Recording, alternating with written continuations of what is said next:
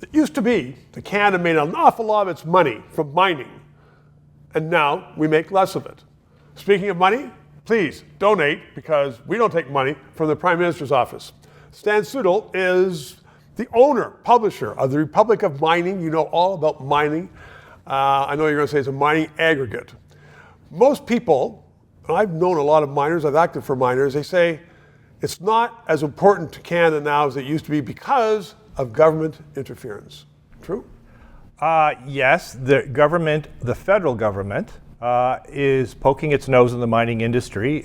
We have to remember that mining is basically, resource development is a provincial jurisdiction. Right. And yet this past decade with the Trudeau Liberals in power, they have been really intruding into the mining sphere.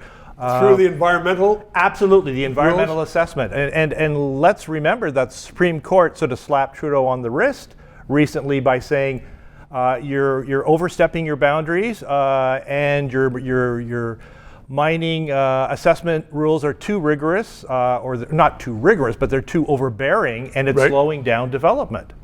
And so the cost of that to Canada, it seems to me that, I mean, you know, there's a prospectors meeting in Toronto and in Vancouver, and I've dealt with mines in Yukon.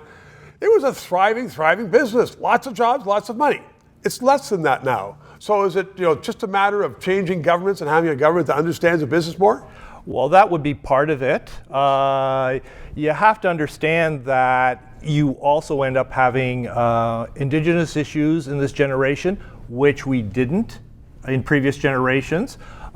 Which is not a bad. And I've dealt with that personally. Miners now understand that, and they're bringing the Indigenous groups and Indian groups, as I call them, on side. I've done that with contracts, and they want to make money too.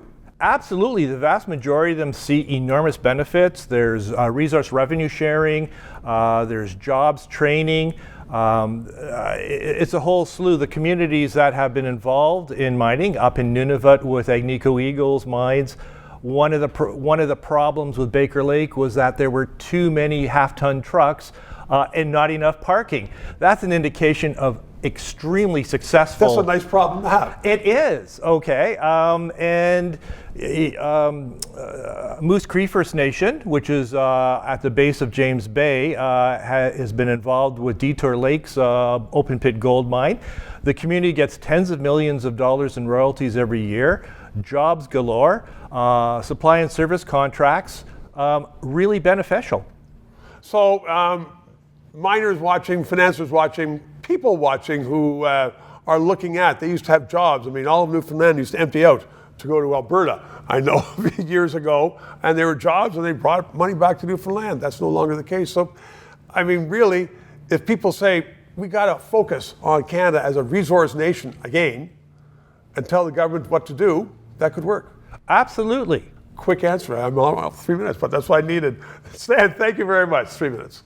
To those of you who have subscribed and donated, a heartfelt thank you. You're keeping us on the air. If you're watching and you haven't, please try to do so, because 4 years ago we started this show because there needed to be independent analysis.